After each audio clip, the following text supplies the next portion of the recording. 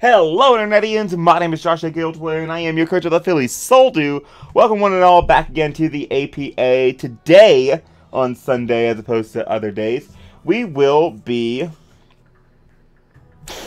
going over our second draft. I'm really close to the mic. I forgot that I had that super turned up because usually I have my mic sensitivity just down a little bit. Let me turn that back down just a little. Right about there. Hopefully that's good. I was also sitting really close to my mic. Wow. The second recording going is just as well as the first. Anyway, guys, people, listen. Welcome to our second draft. Alright, so if you don't know how the APA is doing it, and you just joined in for some of my battles, and you're confused to what's going on, I'm going to give you an explanation. A very quick explanation, because the last time I explained this, it took 25 minutes. So APA is doing a format which is brought up to us by aDrive and Crimson Seabed, my son. And basically the format is we use 3 drafts throughout the season. One for every 4 weeks. And then whoever makes playoffs builds a team based on the teams that they have drafted. And they can use anything that they have drafted to fit into the tiering system which you see on the left over there. It has to fit into the system and you have to have drafted it during the regular season. That's basically the gist. And let's go over our second draft today. So, for my second draft, I definitely learned from my first mistake with the first draft, where I had a couple of good offense mons, but I didn't really have enough. I had great bulk. Like, my team was very annoying to break through. But I don't feel like I had what I needed to break some of the teams that we were facing. Or, God forbid, some of the teams that we could have faced. So, with the second draft, I definitely did grab some more bulk than me. But, we're talking about as we go, about what I really thought I wanted when I got into it. As I said in the first draft, I wanted multiple options. Like, I want my team to have multiple options when it comes to team building. I want my opponents to have to be very afraid of just about every single Pokemon. So, that went into there. I actually ended up with the second pick of this draft, and I was very excited because that gave me the best possible chance to get Tapu Koko. Tapu Koko is definitely a mon that I wanted, but surprise, it went first pick. Thanks, Gator. You stole my Koko from me. And I was going to grab Koko Lucha and probably a Alolan Raichu and just have so much fun with it. I love Koko Raichu. I love Koko Raichu so much. Koko Raichu is so much fun. Koko Lucha is just broken. It's not broken, but it's really good. But Koko Raichu is just so much fun. So, today, we're going to be going over that draft. So, let's talk about what I did. Alright? So, since I couldn't get Koko, I looked at what I want. Spoiler alert, if y'all give me your pick number 1 for the next draft, I am getting Koko. I am 100% getting Koko. I want Koko, and I'm going to get Koko. Any further questions? No. Great. So, now that I'm going Koko, let's talk about, for real, what I wanted. I definitely didn't want a super bulky team. I definitely thought about it, but it was made apparent to me by one of my front office members who really helped smack some sense into me that I couldn't draft the same kind of team because that's kind of why I was getting my ass kicked, because I didn't really have anything to break through some of my opponent's teams. Well, I did have some offense. I didn't really have a lot. Enough. I didn't have enough, basically. So that ended up taking into consideration. I can't remember at what point, but that was something that ended up getting brought up. For my pick, so I couldn't get Koko, I definitely wanted something that I could easily just splash onto my playoffs team should I make it. I'm 2-2. I'm not out of playoffs any stretch of the imagination. I definitely have all the chance in the world to still make playoffs. But if I do, I want something I can just easily throw on there without having a second thought. And one mod that really came to mind, since I couldn't get Koko, I definitely wanted this Pokemon. I don't have to click anything because I do have to click something. Was Mew. So, Mew has... I'm going to have to fix this every time, aren't I? Because I like physical Mew too. Physical Mew is good. Every Mew is good. All Mews are good. Don't Mew shame. So we have Mew. Very happy about Mew. Very happy to get Mew. Mew is so good in the format. Being one of the most versatile mons being one of the most versatile mons there is. Having so much it can do, so much it can run, having access to rocks and defog, which I get immediately, and volt turn and setup and stall break all in one. Having that for pick number 1, and knowing that I can use that for the rest of this draft and potentially have it in playoffs. It's just so nice to have. It is such a good mon. I will always stand by Mew forever and always, and until the end of time. Mew is so super ridiculously good. It does everything you need. It will forever be one of my favorite mons. However, the only thing, couple things that were in my mind when I drafted Mew is, one, I wanted something that could take on the likes of Mega Medicham, Gallade, Lopunny, Alakazam, and I say those 4 for a reason, which I'll get into, and that is, I wanted Mew to not be sitting here locked into this physically defensive role every single week. I drafted Mew in the APA Showdown League, which was Season 13, which was last season. And, you know, it was a really nice team. It was Ubers, so everyone got 1 Ubers. And I ended up with Rayquaza, and I ended up with a whole bunch of cool mons. It was a really, really lovely team. I loved it to death. I went 10-2 with it, too. And Mew could do so little for a while, because week 1, I faced a Mega Gallade. Week 2, I faced a Mega Medicham. Week 3, I faced a Mega Lopunny. And week 4, I faced an Alakazam. So I couldn't show off Mew's potential, especially since I gave it a Z Crystal, because you couldn't give it to Rayquaza. I couldn't show off Mew's versatility as well. So I definitely want something that could handle that. And one of the mons that was on that radar, and it's the fact that I'm telling you this now, I mean, I didn't get it, obviously, I changed the plan, was the Blade. Because the Blade can handle something like the Mega Medicham and the Mega Gallade, you know, pressuring them with Shadow Sneak, being able to take on their stabs, and only really feeling knockoff from the Gallade.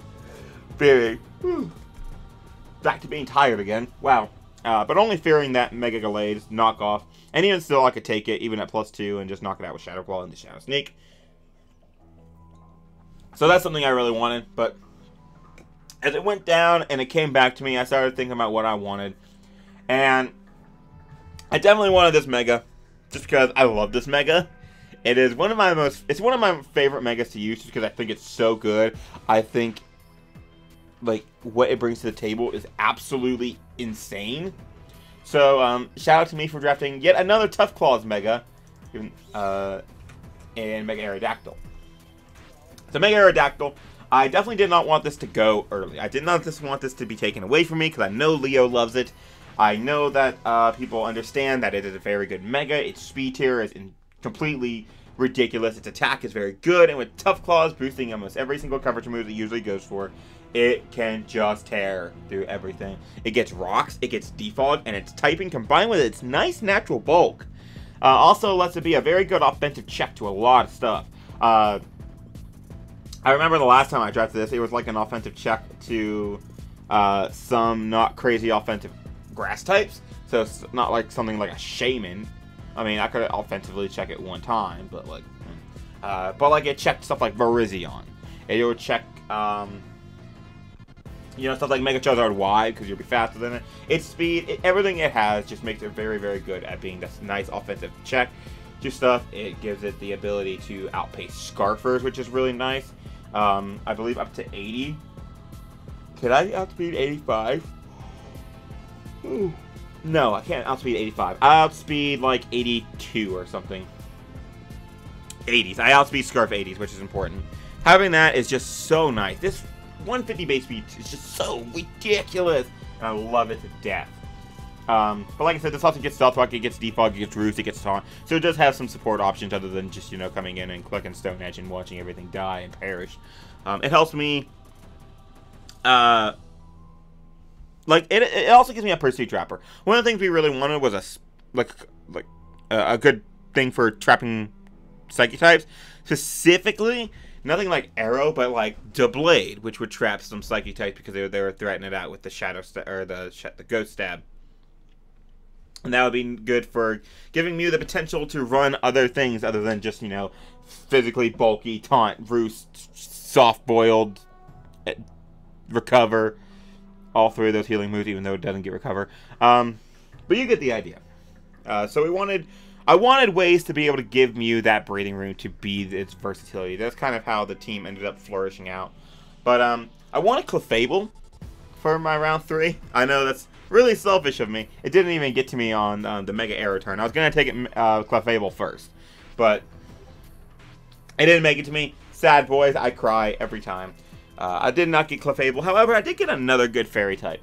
And it's a bit expensive for me because I don't believe that this fairy type is a tier 1, and I will fight you to the death.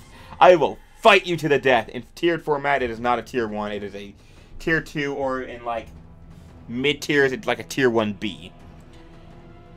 I will fight people to the death over that, but I still think it's a good fairy type, and on the team that I was going for, it really helped fit the mold, because the team ended up being very bulky offense instead of the balance approach that I did the first time. So, we got Tapu Fini.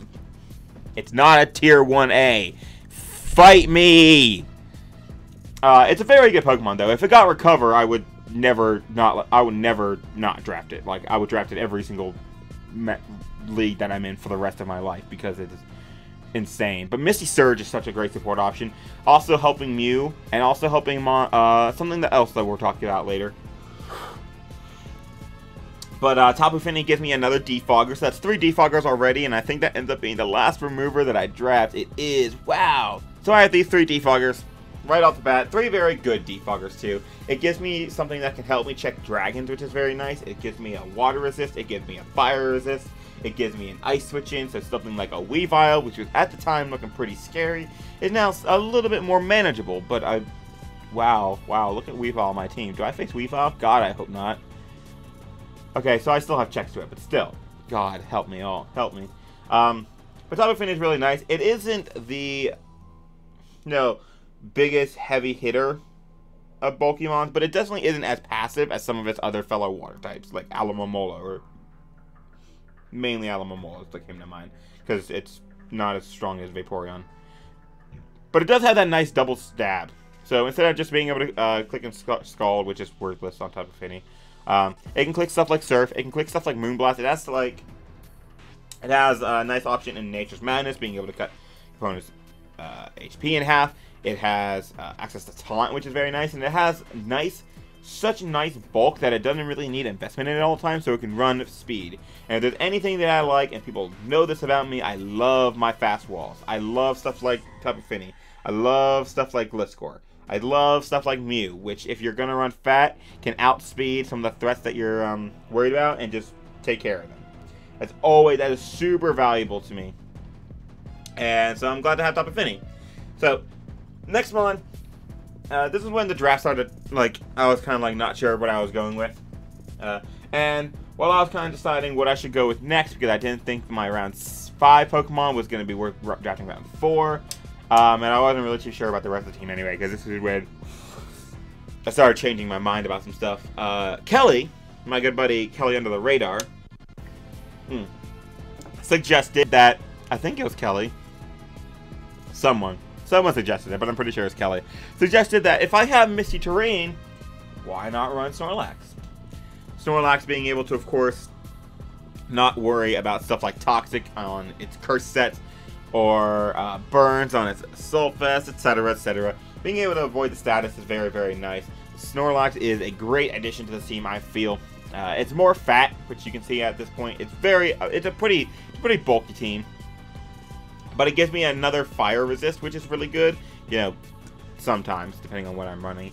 It also gives me a nice setup sweeper. It gives me just a nice check to everything. It gives me a Mon that can beat Weezing 1v1, if the Weezing doesn't run Taunt. So, very happy with that. The physical bulk is kind of lacking, and that's something I took into account, that I do have a lot of good bulk, but my main physically defensive option is Mew, and I'm not too happy about that. I mean, Tapu Fini can run physically defensive, but it's not the greatest. So, while I look into other things that can work well with Snorlax, I knew that I needed a physical Pokemon. But I also needed some more fighting answers. At this point, I do have 2 answers, but one of them doesn't have recovery, and one of them I don't want to run defensive. So I need something that can, if not be immune or resistant to fighting type attacks, I know that I need something that can just naturally handle fighting types. So again, a physically Pokemon. But I set that off to the side, and I went with a certain Pokemon that I really wanted, just because it helps with the speed tier.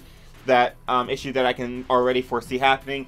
It gives me a Volt Switcher, which I like my Volt Turn, although I didn't get a lot of this. I might be using that as my format for the next one. Ooh, I think I know what I want for Draft 3 now. It's Volt Turn.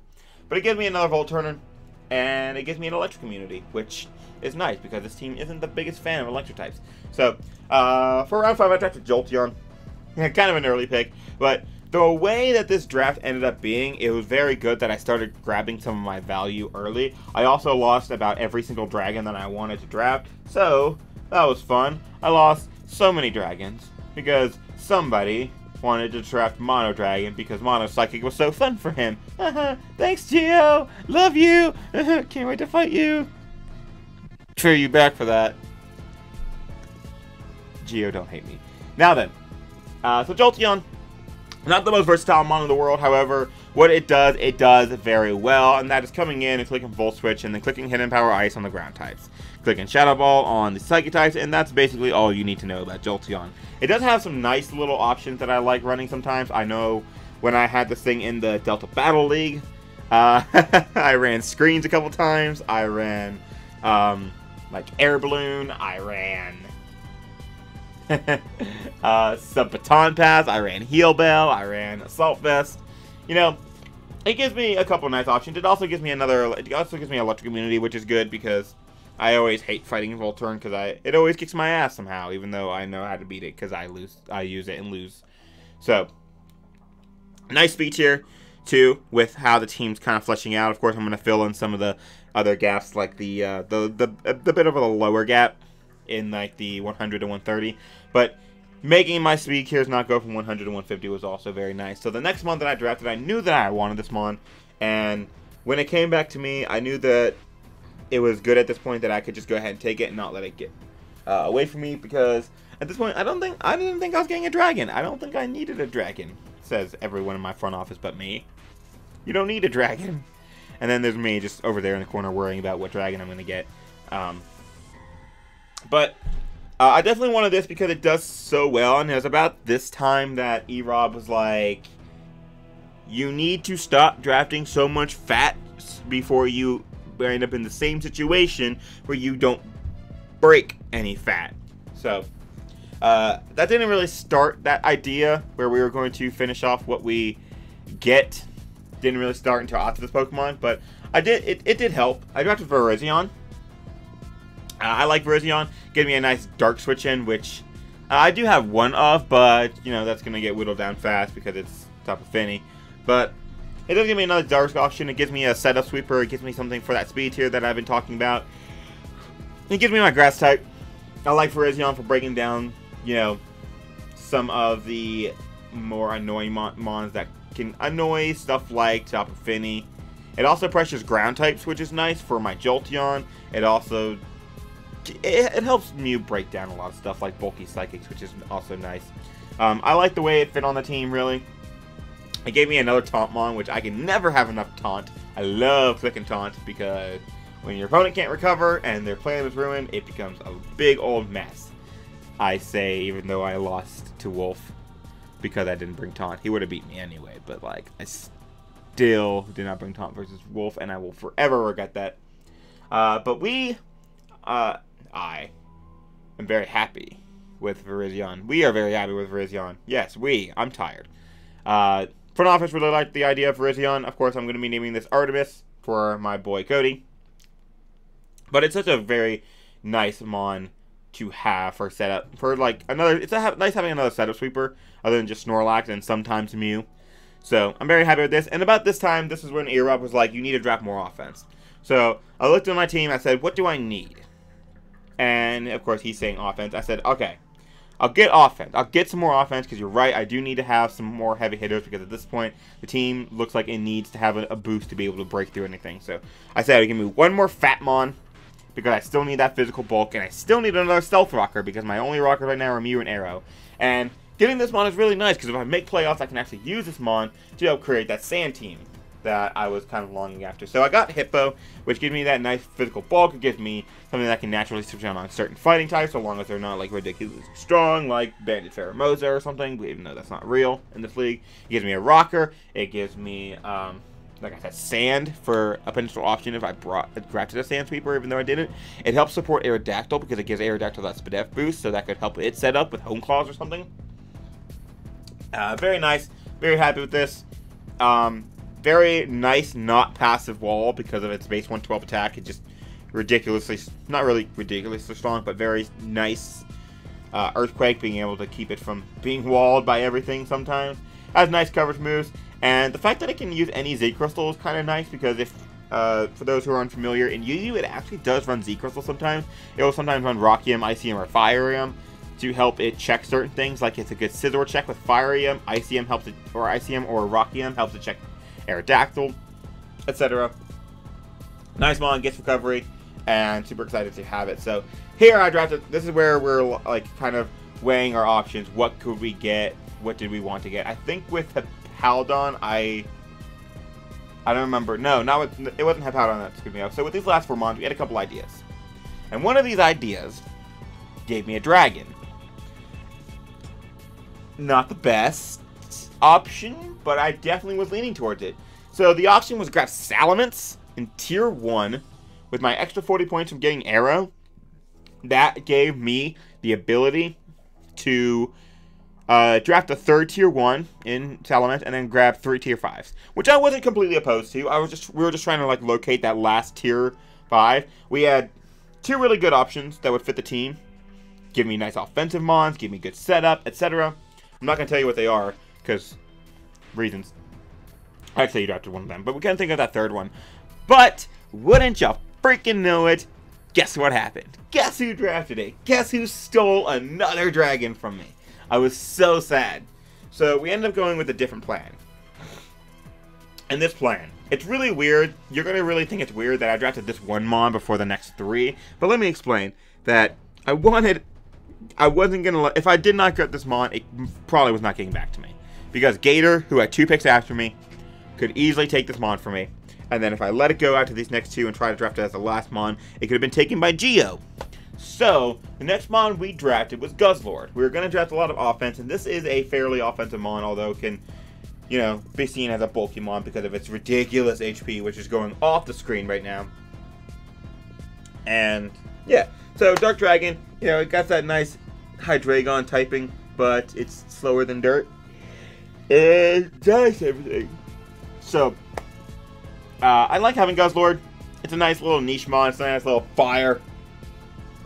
And it has the ability, of course, of running an Z Crystal, so I can use this as a way to pressure the fairy. So, a fairy comes in, gets Dark Pulse, and then gets Z Poison Jabbed and thrown into the Oblivion. It also has that Beast Boost, which is always a fun ability to have, boosting up as you kill stuff. Gives me a nice Psychic switch in, although Psychics usually have Dazzling Gleam. I will be scouting for that and be taking care of it. And I also have ways, as you'll see, to pressure offensively the Psychic types. So, that's Guzzlord. I drafted early because I didn't want it to get sniped, and I don't see how much I'm going to be bringing it, but it's definitely nice to have a dragon that can click Dracos and stuff will die. So the last 3 months, I definitely want some offense. I knew what I wanted from tier 5, but with this, I could draft 2 tier 3s or a tier 2 and a tier 4. And there was one mon that was standing out to me that I've wanted to use for so long, but I always have this nerves when it comes to using this mon because it's so easily pursuit trapped. So easily pursuit trapped. So easy. So, it's ridiculous how easy it is to pursuit trap this thing. But I was like, I can work around it. I'm here with the big boys. I gotta be able to make a big boy play. So, I'm really excited to be using Gengar. Gengar is so good. Gengar is such a ridiculous mon. It's impossible. Okay, it's not possible, but it's really hard to switch into. It's even harder to beat sometimes if you don't have the right stuff for it. And if you don't have a Dark type, well, guess what? Spec Shadow Ball is going to blow you away. Gengar is a phenomenal Pokemon. It's not as good as it used to without Levitate, but its Cursed Body, of course, always comes in handy at the right time if you are lucky. It gets great coverage. It's benefited highly by the NEZ, so it's basically on my team. Mew, Virizion, Hippowdon, Guzzlord, Tapu Fini, even to an extent, running Tapu MZ, if it's allowed. Snorlax, if I want to run Pulverizing Pancake. This, and then the next 2 months also, you know, they can use it. They can use the Z Crystal pretty well. So, the Gengar has that nice 110 base speed, which is, of course, really good. I have a lot of mons around this, which you're going to see with the next 2. And, yeah, it's just a great special breaker. It's a great wall breaker. It's going to be really good for helping me break fat, especially since it has that move that I don't know how to bring versus Snorlax. So, that is going to be my Gengar. and let us move on to the next mon. So these next two mons, the order I grabbed them, I let these two wait, by the way. Another reason why I drafted Guzzlord late or earlier is because these mons don't get drafted. Gengar does, but like at this point I knew I wasn't getting taken. But these last two mons, they don't get drafted, like ever. You very rarely see this mon drafted, and I was very confident that they would be there when I came back to get them, and they were. So I was happy with the order I drafted everything. The next mon we drafted was Durant. I was super excited about Durant, because Durant's just a random cool mon that you don't ever get to see. Hustle is usually the reason why you don't see it, because Hustle, you know, misses a lot. But hey, we're risking it out here. When I said that we could have gotten Salamis in 3 tier 5s, I was definitely looking at Klinklang as one of those 3 tier 5s as a steel type. It's a nice setup sweeper that, you know, can come to some games and it'd be a nice value mon. But Durant is also a nice value mon. It hits so incredibly hard with Life Orb and Hustle. If you hit your move, it hits like a truck, especially if you get a Home Claws boost up and you can actually, you know, hit your moves. The downside to this, of course, being that it has no SpDef whatsoever, and that anything that named HP Fire is going to blow it back like a katana. So, not too good. But it does give me that nice potential. It gives me another mon that can help me with fairies, who are always a problem with stuff like rock types, with just stuff like bulky grass types, etc. Helping me break through those with its power. And the last one we drafted, shout out to my boy Jake Sherwin, retired and gone from history. I drafted Rapidash. Gives me a fire type, gives me a fire immunity, gives me more offense, gives me a potential Will-O-Wisp mon, and gives me something that Skyrise, coach of the Goldenrod Zipstrikers, does not know how to beat. I 6-0'd him with this Rapidash, and I'm super excited to bring it. And I really hope that I can bring it to a couple games because I like Rapidash. It's just a fire mon. Ha! It is a fire mon. But anyway, that's going to be the team that we're going to be rocking out with. It's going to be Mew, Mega Aerodactyl, Tapu Fini, Snorlax, Jolteon, Virizion, Hippowdon, Guzzlord, Gengar, Durant, and Rapidash. So, for our 4 games with this team, we will be facing off. Oh, I forgot to tell you all my nicknames, but we'll be facing off against KayCreigh from the LA Spice, DeathlyiAm, coach of the Seattle Drizzlies, Geo, the Dragon Sniper, coach of the San Francisco Giants, and my boy General Tarheel and his Charlotte Charizard, which is going to be a nice rematch from the P4G Next Generation. Before I go, let me give you my nicknames. Let me tell me what you think of this team before I give my nicknames. Tell me what you think. Tell me if you see any glaring weaknesses. Do you think I'm going to do well with it? Do you think I'm going to do bad with it? Are you excited to see what I will do with some of these mons? But the nicknames, I of course have my Mew, which I always name Leah. I have my Mega Aerodactyl named Terror, P-T-E-R-R-O-R, which is one of my favorite nicknames of all time. I have Weewoo, the Tapu Fini, Pillow Pet, the Snorlax, Sir Arthur, the Jolteon, Artemis, the Virizion, Nosewhistle, the Hippowdon, Divine Beast, the Guzzlord, Lavender, the Gengar, not Kevin, the Durant, and of course, a Rapidash, which my sister likes being named after, so it's named Cassie. So, very nice team I have here, and I'm super excited to use it. So, I will see you guys this Saturday for my battle. Actually, I'll see you this Friday for my team builder, and this Saturday for my battle versus KayCreigh and her LA Spice. Hope you guys enjoyed. Please let me know if you did. Drop a like and subscribe as always, and I will see you in the next one. Peace.